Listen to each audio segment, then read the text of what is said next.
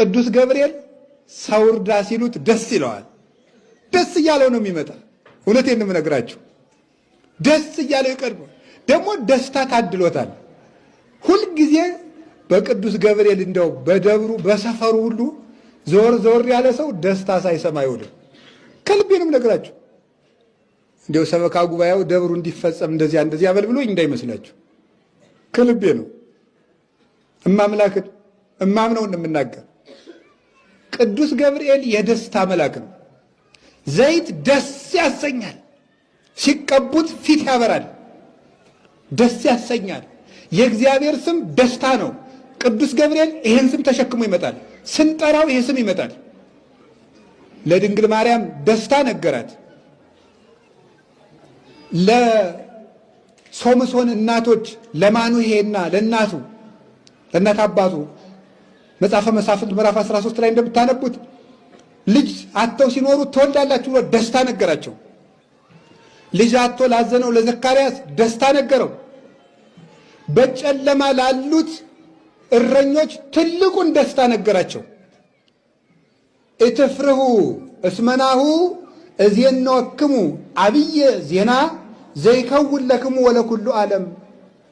ለእናንተም ለዓለሙም ተድላ ደስታ የሚሆን ታላቅ ደስታ ነግራችኋለሁ አለ። ቅዱስ ገብርኤል ትልቅ ደስታ ተሸክሞ ይመጣል። ያ ትልቅ ደስታ አማኑኤል ይባላል። እነሆ ትወልጃለሽ፣ ስሙን አማኑኤል ትይዋለሽ። አማኑኤል የሚለውን ስም ተሸክሞት የመጣ ቅዱስ ገብርኤል ነው። ሐዘን ለነበረበት ዓለም ለመጀመሪያ ጊዜ የመጀመሪያውን ደስታ ይዞት የመጣው ቅዱስ ገብርኤል ነው። ለምኑትም አምላክን ደስታ ያሰማችኋል። ደስታ ያሰማችሁ፣ ደስታ ያሰማን። ሁልጊዜ ቅዱስ ገብርኤል የምስራች ያሰማችሁ። የኢትዮጵያን መከራ በቃ ብሎ ሰላም ያሰማን። መልአከ ሰላም ነው ቅዱስ ገብርኤል።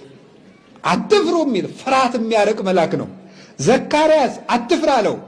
ሊቃውንት ሲተረጉሙ ለመልአክ ፍርሃት አርቆ መናገር ልማድ ነውና ይላል። መልአክ ፍርሃት አርቆ ይናገራል። ሰይጣን ግን ፍርሃት አርቆ አይናገርም። ፍርሃት ያርቃል፣ የተቋጠረ ይፈታል። የእግዚአብሔር ስም ያረፈበት ስም ሁሉ ይፈራል። ዳንኤል በሉ እስኪ። ምን አስተዋላችሁ እዚህ ውስጥ? ኤል። አዎ ዳንኤል። ይህን ስም ተሸክሞ ዳንኤል የት ገባ? ጉድጓድ ውስጥ። አንበሶቹ ቆረጠሙት የለም። እንደምን አለህ ዳንኤል፣ እንዴት ሰነበትክ ብለው እግሩን ትቢያውን ላስላስላስ ደህና መጣ ወይ ብለው እንኳን ሊበሉት ስምህ በሉ እስኪ ሁላችሁ። እንደሚፈስ ዘይት ነው። ተሸክመውት ቢዞሩ የእግዚአብሔር ስም ሞገስ ነው። በአውሬ ፊት ሰላም ይሰጣል።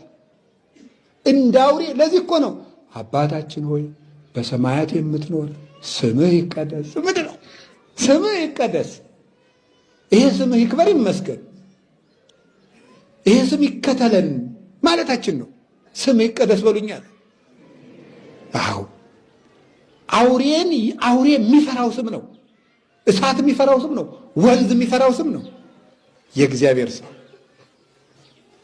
ይህን ስም ደግሞ ተሸክሙት ይመጣል። እንኳን ቅዱስ ገብርኤልን ያህል መልአክ አመጣላችኋለሁ። አንድ ተራ ሰው፣ አንድ ተራ ምዕመን በእግዚአብሔር ስም ከተጠራ ይፈራል ስሙ። ዘመዶች ወደ አዲስ ኪዳን ልውሰዳችሁ። ስምህ በሉ እንደሚፈስ። እሺ እንደዚህ የተባለ የማን ስም ይመስላችኋል? የጌታችን የመድኃኒታችን የኢየሱስ ክርስቶስ። ክርስቶስ ማለት ምን ማለት ነው? ቅቡዕ